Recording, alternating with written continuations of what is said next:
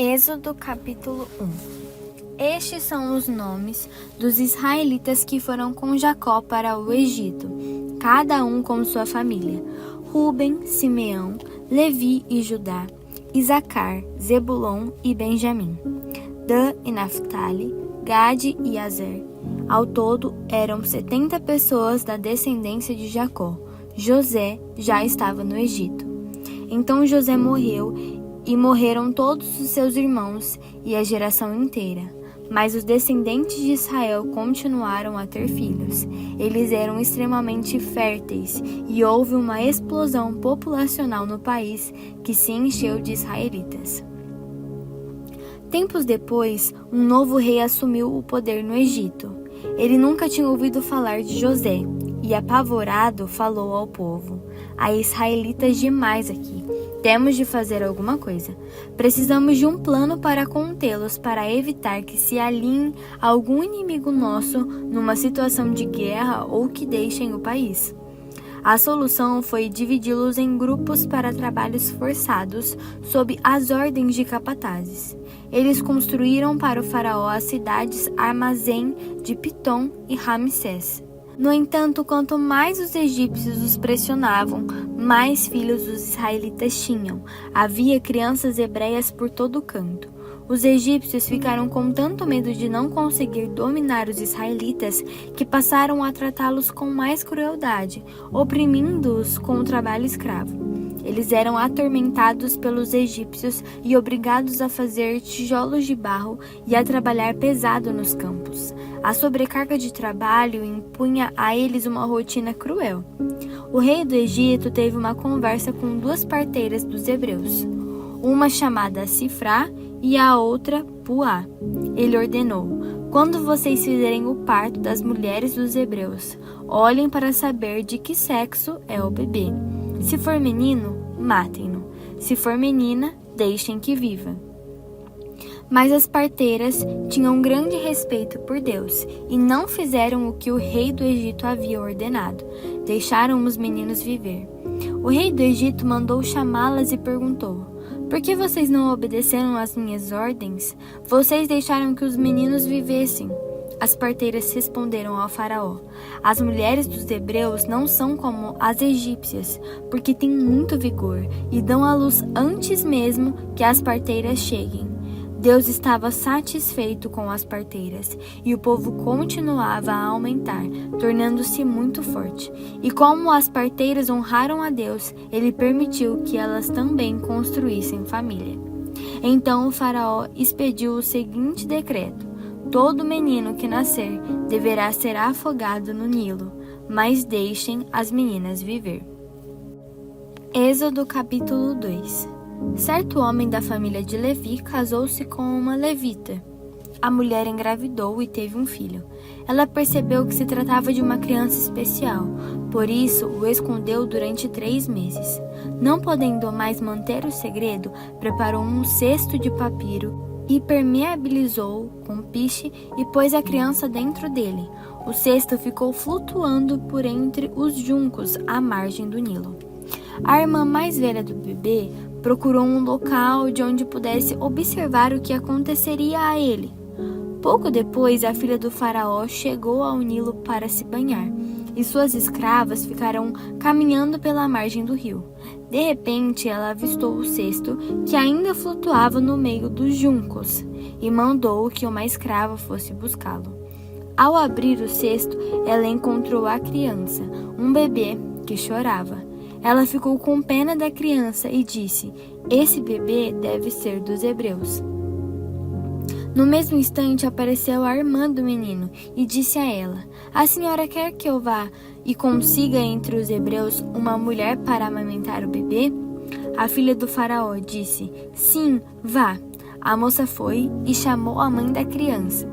E a filha do rei do Egito disse à mulher: "Leve essa criança e amamente-a para mim. Eu pagarei você." A mulher levou a criança e a amamentou. Quando a criança foi desmamada, a mãe apresentou-a à filha do faraó, que o adotou como filho e deu a ele o nome de Moisés, tirado, dizendo: "Eu o tirei da água." tempo passou e Moisés cresceu. Certo dia, ele foi observar seus irmãos hebreus e viu que eram submetidos a trabalhos forçados. Viu também um egípcio batendo num hebreu, um de seus parentes. Moisés olhou para o lado e, como não havia ninguém por perto, matou o egípcio, enterrando-o depois na areia. No dia seguinte, ele voltou ao local e 2 hebreus estavam brigando. Ele disse ao homem que havia começado a briga: "Por que você está batendo no seu próximo?" O homem retrucou: "Quem você pensa que é para nos dizer o que devemos fazer? Vai me matar também, como matou o egípcio?" Moisés entrou em pânico. "Já descobriram o que fiz", pensou. O faraó ficou sabendo do incidente e tentou matar Moisés, mas ele fugiu para a terra de Midian. Ao chegar, sentou-se à beira de um poço. O sacerdote de Midian tinha 7 filhas. Eles vinham ao poço, tiravam água e enchiam os bebedouros das ovelhas de seu pai. Alguns pastores chegaram e as expulsaram dali, mas Moisés saiu em defesa delas e ajudou-as a dar água para as ovelhas. Quando elas chegaram de volta à casa de Reuel, o pai comentou: "Vocês não demoraram hoje. Por que voltaram tão depressa?" Elas responderam: "Um egípcio nos livrou de um bando de pastores. Ele até tirou a água para nós e deu para as ovelhas." O homem disse: "Mas onde ele está? Por que vocês o deixaram ali? Vamos chamá-lo para que venha comer conosco." Moisés concordou em ser hóspede daquele homem, que deu ao estrangeiro sua filha Zípora, pássaro, para ser sua esposa. Ela teve um menino, e Moisés deu a ele o nome de Gerson, imigrante, dizendo: "Sou imigrante nessa terra estrangeira." Muitos anos depois, morreu o rei do Egito. Os israelitas gemiam e clamavam a Deus sob o regime de escravidão, e o pedido de libertação dos trabalhos forçados chegou a Deus. Deus ouviu seus gemidos e lembrou-se de sua aliança com Abraão, Isaque e Jacó. Deus viu o que estava acontecendo com Israel e entendeu a situação deles. Gênesis capítulo 49. Jacó reuniu seus filhos e pediu: "Fiquem aqui à minha volta. Quero dizer o que está reservado para vocês nos dias que virão. Reúnam-se e ouçam, filhos de Jacó, ouçam Israel, seu pai. Ruben, meu primogênito, minha força, minha prova da minha virilidade, maior em honra, maior em poder, mas como água que se derrama de um balde, você não será mais o maior, pois subiu ao leito nupcial de seu pai. Você subiu à minha cama e a profanou." Simeão e Levi são muito parecidos, prontos para brigar por qualquer coisa. Não tenho parte nos seus atos de vingança, nem quero participar de suas amargas revanches. Eles matam homens em seus acessos de raiva, aleijam bois por mero capricho. Maldita seja sua raiva descontrolada, seu ódio indiscriminado. Eu jogarei vocês fora como um lixo e os espalharei como papel picado no meio de Israel. Judá, seus irmãos elogiarão você. Seus dedos estarão na garganta do inimigo, enquanto seus irmãos prestam honra a você. Judá, meu filho, você é um leãozinho que acaba de chegar depois de matar. Olhem para ele, agachado como um leão, rei dos animais. Quem se atreve a mexer com ele? O cetro estará sempre em Judá. Ele segurará com firmeza o bastão de comando, até que venha o último governante e as nações obedeçam a ele. Ele amarrará seu jumento à videira e ao ramo viçoso, seu puro sangue premiado. Lavará sua camisa no vinho e sua capa no sangue das uvas. Seus olhos serão mais escuros que o vinho e seus dentes mais brancos que o leite. Zebulon se estabelecerá no litoral, um porto seguro para os navios, bem ao longo de Sidom. Isacar é um jumento teimoso que se deita entre os currais. Quando viu como o lugar era bom, como a terra era agradável, desistiu de sua liberdade e foi trabalhar como escravo. Dan cuidará do direito do seu povo com competência entre as tribos de Israel. Dan é uma pequena serpente no meio da grama, uma cobra venenosa espreita no caminho, que morde o calcanhar do cavalo e derruba seu valente cavaleiro. Aguardarei com esperança tua salvação, ó Eterno. Gade será atacado por bandidos, mas ele os pegará. Aser será famoso por sua comida deliciosa, doces e guloseimas próprios de reis. Naftali é uma gazela em liberdade, da qual nascem lindos filhotes. José é um jumento selvagem junto à fonte, jumentos robustos sobre um monte. Arqueiros atacaram com fúria, atiraram flechas com pontas cheias de ódio, mas ele resistiu com firmeza, com arco firme e braços ágeis, com o apoio defensor de Jacó, o pastor, a rocha de Israel. O Deus de seu pai, que ele o ajude, e que o Deus forte conceda suas bênçãos a você, bênçãos que vêm do céu, bênçãos que saem da terra, bênçãos dos seios e do ventre. Que as bênçãos de seu pai superem as bênçãos das montanhas antigas, superem o prazer dos montes eternos, que elas repousem sobre a cabeça de José, sobre a fronte daquele que foi consagrado entre seus irmãos. Benjamim é um lobo voraz. Devora sua presa durante a manhã e à tarde divide o que restou.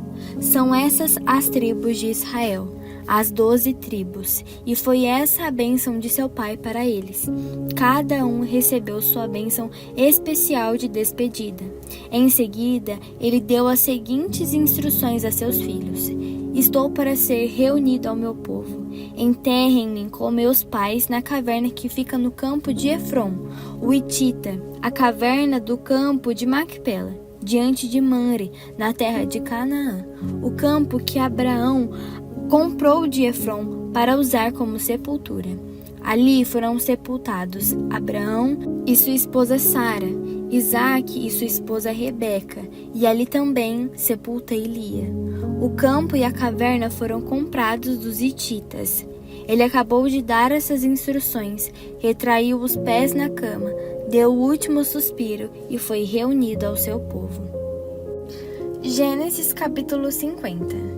José lançou-se sobre o pai, chorou sobre ele e o beijou. Em seguida, instruiu os médicos a embalsamarem seu pai, e eles o fizeram. O processo levou 40 dias, período exigido para o embalsamento, e houve luto público de 70 dias para os egípcios. Terminado o período de luto, José solicitou à corte do faraó: Se vocês me consideram digno da sua bondade, apresentem meu pedido ao faraó. Meu pai me fez jurar dizendo: A hora da minha morte está chegando. Enterre-me ao túmulo que preparei para mim na terra de Canaã. Por favor, preciso de uma licença para que eu vá e faça o sepultamento de meu pai e voltarei em seguida. O faraó concordou. Claro, vá e sepulte seu pai conforme o juramento que você fez a ele. Então José partiu para sepultar o pai, e todos os altos oficiais da corte do faraó, todos os de alto cargo no Egito, acompanharam José e sua família, seus irmãos e os parentes de seu pai. Os filhos deles, os rebanhos e o gado ficaram em Gósen. Carruagens e cavaleiros os acompanharam num grande cortejo fúnebre. Ao chegar à eira de Atade, às margens do rio Jordão, fizeram uma parada para prantear e choraram longamente, de modo que era possível ouvi-los de longe. José participou durante 7 dias desses ritos fúnebres. Ao ouvir o lamento que vinha da eira de Atade, os cananeus que moravam na região disseram: Os egípcios estão lamentando do fundo da alma. Foi por isso que aquele local, junto ao Jordão, ficou conhecido como Abel Mizraim, lamento egípcio. Os filhos de Jacó cumpriram ao pé da letra as instruções que haviam recebido. Levaram Jacó para Canaã e o sepultaram na caverna que fica no campo de Macpela, em frente a Mamre, campo de Abraão que havia comprado de Efron, o hitita, para servir de sepultura. José sepultou seu pai e em seguida voltou ao Egito. Todos os irmãos que o haviam acompanhado no sepultamento voltaram com ele. Passado o funeral, os irmãos de José começaram a falar: "E se José está guardando rancor e resolver nos devolver o mal que lhe fizemos?" Por isso mandaram o seguinte recado a José. Antes de morrer, seu pai deu a seguinte ordem: "Diga a José, perdoe o pecado de seus irmãos. Tudo o que eles fizeram de errado, eles o trataram muito mal. Você vai cumprir essa ordem? Vai perdoar os pecados do servo do Deus de seu pai?" José chorou ao receber o recado. Então, os irmãos foram pessoalmente a ele. Lançaram-se ao chão perante José e disseram: "Seremos seus escravos." José respondeu: "Não é preciso ter medo. Por acaso estou no lugar de Deus? Será que vocês não percebem que planejaram o mal contra mim, mas Deus transformou o mal em bem? Como podem ver aqui e agora salvando a vida de muita gente? Acalmem-se. Não há o que temer. Vou cuidar de vocês e de seus filhos." Com essas palavras carinhosas, ele os tranquilizou. José continuou morando no Egito com a família de seu pai e viveu 110 anos, tempo suficiente para ver a terceira geração dos filhos de Efraim. Os filhos de Maquir, filho de Manassés, também foram acolhidos como se fossem de José. Perto do fim da vida, José disse aos seus irmãos: "A hora da minha morte está chegando. Com toda certeza, Deus visitará vocês e os levará dessa terra de volta para a terra que ele solenemente prometeu a Abraão, Isaque e Jacó." E José fez que os filhos de Israel jurassem: "Quando Deus visitar vocês, não se esqueçam de levar meus ossos com vocês." José morreu aos 110 anos de idade. Ele foi embalsamado e posto num caixão no Egito. Mateus capítulo 13. Instantes depois, Jesus deixou a casa e assentou-se à beira da praia. Não demorou muito e uma multidão ajuntou-se à sua volta, obrigando-o a entrar num barco.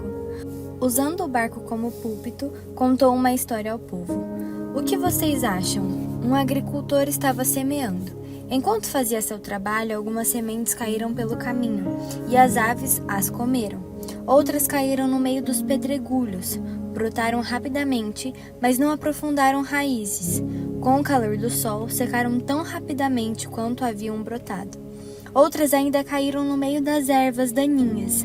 As sementes chegaram a brotar, mas foram sufocadas. Por fim, algumas, porém, caíram em boa terra e produziram uma colheita que superou todas as expectativas." Vocês estão entendendo? Os discípulos perguntaram: "Por que contar histórias?" Ele respondeu: "Vocês já ouviram bastante a respeito do reino de Deus. Conhecem as suas verdades, mas nem todos tiveram esse privilégio. Quando alguém tem o coração preparado, a compreensão é real. Mas se não houver receptividade no coração, logo desaparece. Por isso conto histórias. Meu objetivo é criar disposição, levar o povo a receber a mensagem. Nas condições em que se encontrarem, eles ficarão ouvindo até o dia do juízo e não entenderão nada. Vão ficar irritados por ouvir tanto e não entender coisa alguma. Que não se repita a previsão de Isaías. Seus ouvidos estão abertos, mas não entendem uma palavra. Seus olhos estão abertos, mas não veem nada. Esse povo é cabeça dura. Eles tapam os ouvidos com os dedos para não ter de escutar. Eles fecham os olhos para não serem obrigados a ver, e assim evitam ficar comigo face a face e me deixar curá-los. Vocês, no entanto, têm olhos abençoados por Deus, olhos que veem, e ouvidos abençoados por Deus, ouvidos que ouvem. Muita gente, profetas e crentes humildes, daria qualquer coisa para ver o que vocês estão vendo e ouvir o que vocês estão ouvindo, mas nunca tiveram a chance. Reflitam sobre a história do agricultor e as sementes. Quando alguém ouve as novas do reino e não se apropria delas, elas permanecem na superfície. Então vem o maligno e as arranca do coração do ouvinte. Essa é a mensagem que o agricultor espalhou pela estrada. A semente lançada nos pedregulhos corresponde àquele que ouve e instantaneamente recebe a mensagem com grande entusiasmo, mas a palavra não cria raízes. Assim, diante de alguma dificuldade ou quando passa a emoção, a mensagem é esquecida e não sobra nada. A semente lançada no meio das ervas daninhas é aquele que ouve a mensagem do reino, mas é vencido pela preocupação e pela ilusão de manter o que tem e de ganhar mais. A mensagem é sufocada e não sobra nada. A mensagem lançada na terra boa é a pessoa que ouve a palavra e a acolhe, e a colheita supera todas as expectativas. Ele contou outra história. O reino de Deus é semelhante a um fazendeiro que plantou semente de boa qualidade em suas terras. Na mesma noite, enquanto os empregados dormiam, seu rival misturou sementes de ervas daninhas aos grãos de trigo e fugiu antes do amanhecer. Os primeiros brotos surgiram e o grão começou a crescer, mas a erva daninha também apareceu. Os lavradores perguntaram ao fazendeiro: "Patrão, se o senhor plantou semente de boa qualidade, de onde veio a erva daninha?" Ele respondeu: "Algum inimigo fez isso." "Devemos arrancar as ervas daninhas?" quiseram saber os lavradores. Ele respondeu: "Não, pois se arrancarem as ervas daninhas, vocês vão arrancar o trigo também. Deixem que cresçam juntos até a época da colheita. Vou instruir os ceifeiros a arrancar as ervas daninhas e amarrá-las em fardos para o fogo e a juntar o trigo para guardá-lo no celeiro." Outra história. O reino de Deus é como uma semente de mostarda plantada por um agricultor. É uma das menores sementes, mas, uma vez plantada, germina e cresce tanto que os pássaros fazem ninhos em seus ramos. Mais uma história. O reino de Deus é como o fermento que uma mulher põe na massa para fazer muitos pães e fica esperando a massa crescer. Tudo que Jesus fez naquele dia foi contar histórias, uma longa tarde de histórias. Também foi o cumprimento de uma profecia: "Abrirei minha boca e contarei histórias. Trarei a público coisas ocultas desde o primeiro dia da existência do mundo." Jesus dispensou o povo e foi para casa. Os discípulos então pediram: "Explica-nos a história das ervas daninhas na lavoura." Ele explicou: "O agricultor que tem a semente pura é o Filho do Homem. O campo é o mundo. As sementes verdadeiras são os súditos do reino. As ervas daninhas são os súditos do diabo, e o inimigo que a semeia é o próprio diabo. A colheita é o fim dos tempos, o desfecho da história. Os ceifeiros são os anjos." A cena em que as ervas daninhas são enfeixadas e queimadas faz parte do último ato. O Filho do Homem enviará seus anjos, arrancará as ervas daninhas de seu reino e as jogará no lixo. Será o fim delas. Ainda tentarão reclamar com o céu, mas ninguém as escutará. Ao mesmo tempo, as vidas prontas, santas e maduras irão adornar o reino do Pai. Vocês estão entendendo?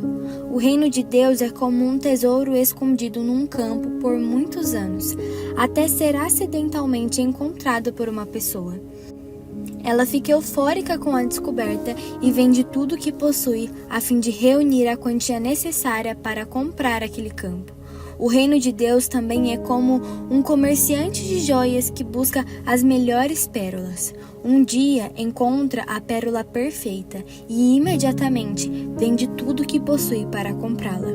O reino de Deus também é como uma rede de pesca lançada ao mar, que apanha toda espécie de peixes.